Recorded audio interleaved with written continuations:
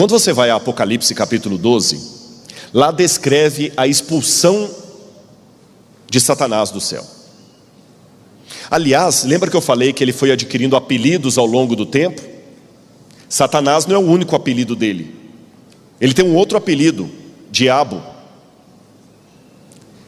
E de onde vem a palavra diabo? Em grego, a preposição dia significa através de. Diálogo, através da palavra. Dialética, através do argumento. Diáspora, semente lançada através dele. Diapasão, som através de. Diarreia, que corre através de. É grego. Está vendo como é que é fácil aprender grego? Então, porque foi meu aluno no seminário, eu sempre falava, vocês têm que usar grego no púlpito. E balos significa lançamento. Tanto é que quando você atira com um revólver, você atira uma bala. Quando você vai fazer um teste da balística, balo lançado através de. Balo lançado, lançado através de. Diabalus, aquele que foi lançado através de. Então ele foi lançado do céu na terra. Jesus falou que ele foi lançado como um raio. Lucas capítulo 10. Mas vamos voltar a Apocalipse 12. Apocalipse fala que houve peleja no céu. Miguel e seus anjos pelejaram contra o dragão. Também pelejaram o dragão e seus anjos, todavia não prevaleceram, nem mais se achou lugar deles no céu. E foi expulso o dragão, a antiga serpente, que se chama Diabo e Satanás. Você já sabe por que ele tem esses dois apelidos. Satanás porque ele é o reclamador, e Diabo porque ele foi lançado através de. Foi lançado para a terra com seus anjos. Mas espera um pouquinho. Olha o que diz o Apocalipse. Foi expulso a antiga serpente que se chama Diabo e Satanás. Raciocina comigo.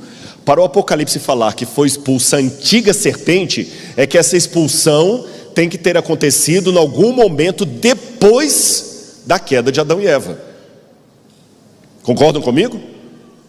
Porque se ele já é expulso com o nome de antiga serpente, é porque ele já tinha atuado através da serpente. Além disso, o Apocalipse fala que essa expulsão do diabo do céu aconteceu numa época posterior à ascensão do Messias, porque a mulher dá à luz ao menino, ao Cristo, e esse menino ele sobe até o céu, e aí que Satanás é expulso do céu.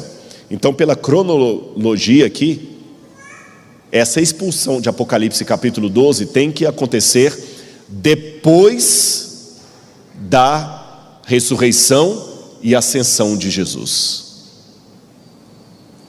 Tudo bem até aí? Mas aí eu tenho um problema, porque em Lucas capítulo 10, Jesus, antes de morrer e ressuscitar, declarou: eu via Satanás caindo do céu como um relâmpago, ou como um raio. E de fato, o livro História da Redenção mostra que ele já perdeu o lugar dele no céu lá no início da rebelião dele. Como é que eu resolvo isso? Jó me dá a resposta. Porque entre essa expulsão original dele do céu, antes da criação de Adão e Eva, ele já foi expulso do céu. Antes dessa expulsão dele do céu, e essa segunda expulsão dele depois da ressurreição de Jesus, tem o livro de Jó, que fala que os filhos de Deus foram comparecer perante o Senhor, e veio também Satanás entre eles. Essa expressão no hebraico, veio também Satanás, Gam ha-Satan, é uma expressão irônica. É como se dissesse assim: veio alguém que não teria direito de estar ali, que não era para estar ali. É como se falasse o seguinte: foi todo mundo lá em casa, fulano, beltrano, ciclano, e também a fulana de tal. Quando eu falo isso, você sabe que aquela não era para estar ali. Então por que ele foi comparecer perante Deus se ele foi expulso do céu? O diálogo dele com Satanás, o diálogo de Deus com Satanás me responde. Deus pergunta para ele: de onde vens? Mi aí tavô. que é um trocadilho em Jó, que significa: o que você está fazendo aqui? E olha a resposta irônica de Satanás. Volte a Bíblia comigo, Jó capítulo 1, versículo 7. Então o Senhor perguntou a Satanás: de onde vens? Que eu já expliquei, o que você está fazendo aqui?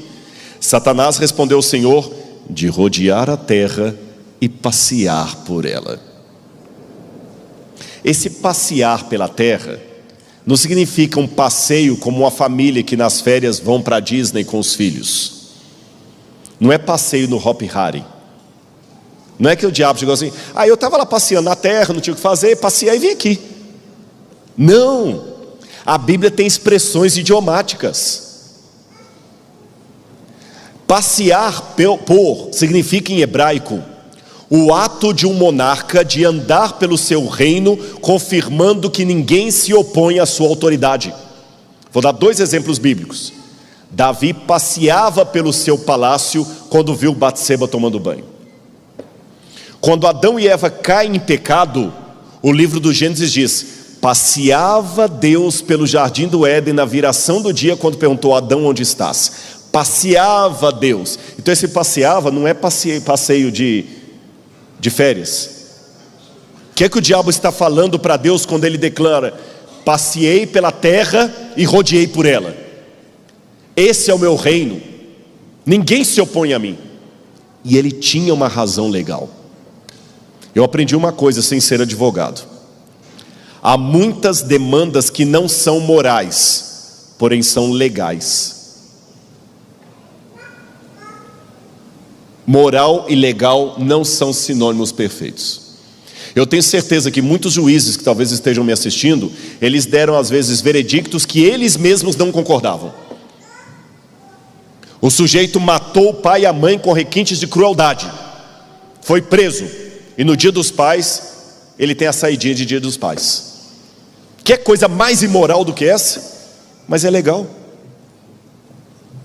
Por mim ele apodrecia na cadeia, mas enquanto juiz eu só posso dar no máximo 20 anos para ele, que ele pode cumprir parte em liberdade ainda. Há coisas que são imorais, porém legais. O diabo não tinha o direito moral de ir ao céu, mas ele tinha o direito legal, porque quando Adão e Eva comeram daquele fruto, eles entregaram o planeta de mão beijada para o diabo. Por isso que quando os filhos de Deus vão comparecer perante o Senhor, o diabo, mesmo tendo sido expulso lá atrás, ele vai.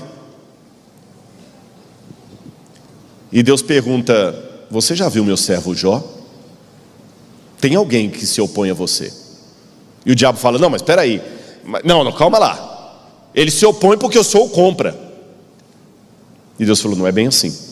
E por amor a todos os outros que estavam vendo aquela cena, Deus teve que permitir Satanás tirar a paz de Jó, porque Jó era a evidência jurídica que Deus precisava naquele momento.